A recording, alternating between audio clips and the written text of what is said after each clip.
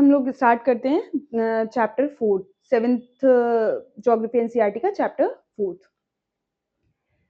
Chapter 4 क्या है? Air.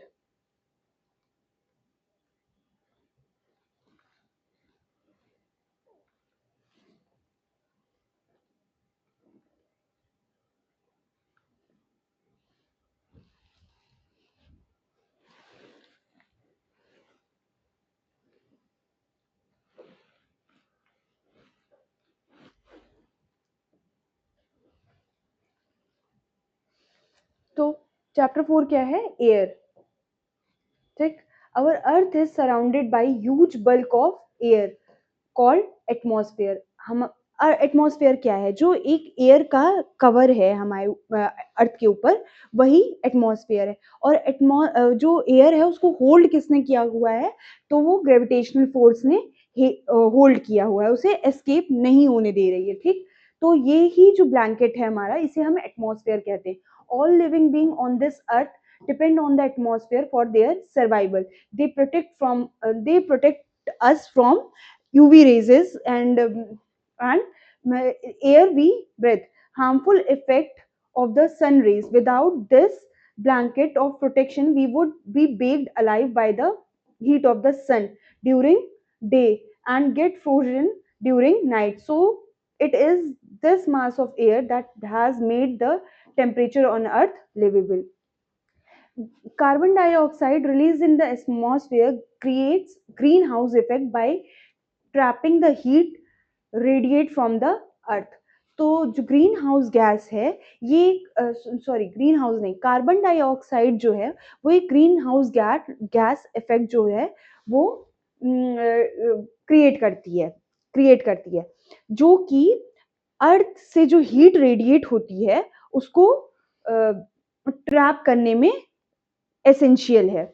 अगर जो जितनी कार्बन डाइऑक्साइड है थी, मतलब अभी तो बहुत ज़्यादा हो गई है, जो क्लाइमेट चेंज कर वो है ले रही है, या ग्रीन हाउस गैस जो बन चुकी है, जो 0.03% जो कार्बन डाइऑक्साइड जो कंपोजिशन है एटमॉस्फेयर का, उसमें जो थी वो बहुत एसेंशियल है। अगर वो नहीं होती तो जो अर्थ एक लिवेबल प्लैनेट नहीं होता, अर्थ एक हैबिटेबल प्लैनेट ना होता, सर्वाइवल बहुत मुश्किल हो जाता।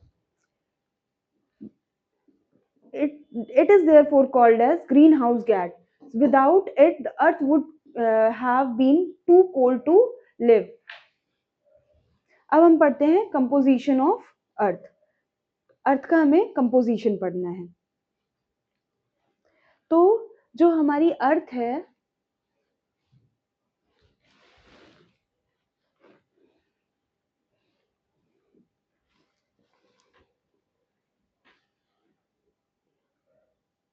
one second.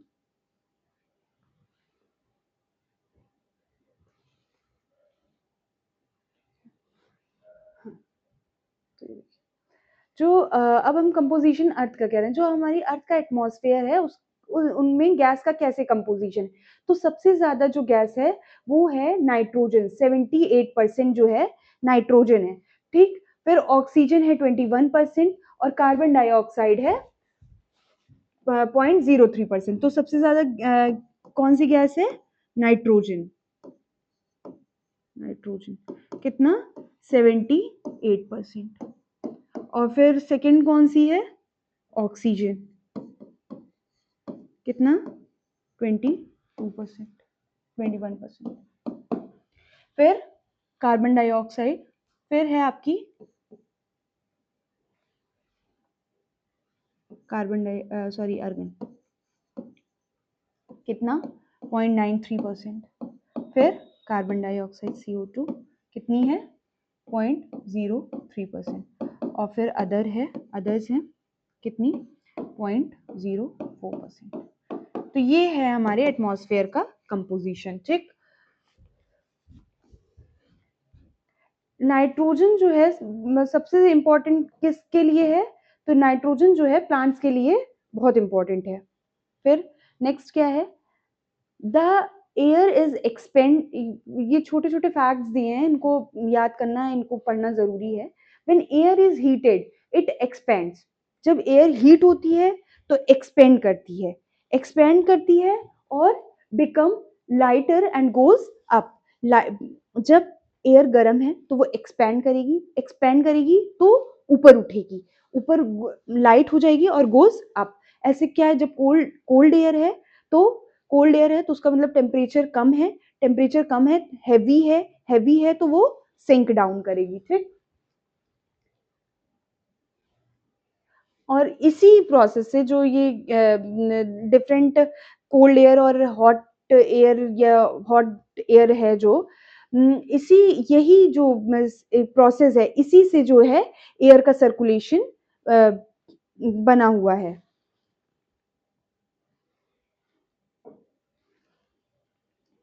अब क्या है structure of atmosphere, structure of structure of atmosphere. So our atmosphere is divided into five layers starting from earth's surface. There are troposphere, stratosphere, mesosphere, thermosphere and exosphere, ठीक।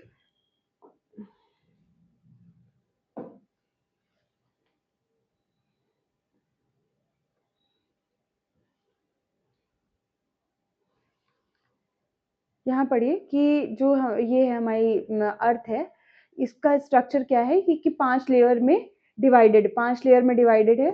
Troposphere, stratosphere, mesosphere, thermosphere, exosphere, ठीक। तो troposphere जो है वो आ, ये है कि आपके पांच लेयर है। एक ये हो गई आपकी ट्रोपोस्फेयर, स्ट्रेटोस्फेयर, फिर मिजोस्फेयर, थर्मोस्फेयर और एक्सोस्फेयर। स्ट्रेटोस्फेयर जो ट्रोपोस्फेयर है ये कितने हैं, यहाँ अर्थ से ये 13 किलोमीटर है, 13 किलोमीटर पे, अर्थ से ये 13 किलोमीटर पे है, ठीक। इसके बाद क्या है, यहीं पे जो ट्रोपोस्फेयर है आपका, जितना भी वेदर फिनोमिना है सब यहीं पे होगा। जो भी रेनफॉल, फॉग है, हेल स्टॉर्म अकर्स इसी लेयर पे होगा। इसके बाद वाली लेयर स्ट्रेटोस्फेयर। तो स्ट्रेटोस्फेयर जो है सबसे इंपॉर्टेंट किस लिए, स्ट्रेटोस्फेयर जो है आपकी वो है मेनली, वो जो लेयर है वो ओजोन लेयर को, ओजोन गैस को कंसिस्ट करती है, तो इस वजह से वो सबसे इंपॉर्टेंट है। और कहाँ तक है वो, तो वो 50 किलोमीटर्स तक है। It extend up to height 50 kilometer. This layer almost free from clouds. इस लेयर में है कोई भी जो है क्लाउड, मतलब जो cloud and associated weather phenomena जो होते हैं वो सब इस लेयर में होते हैं, और ये परफेक्ट आइडियल कंडीशन देती है एरोप्लेन फ्लाइंग के लिए। फिर क्या है, द मोस्ट इंपॉर्टेंट, ये मैंने आपको बता दिया कि ओजोन लेयर है, इस वजह से ये सबसे इंपॉर्टेंट लेयर है।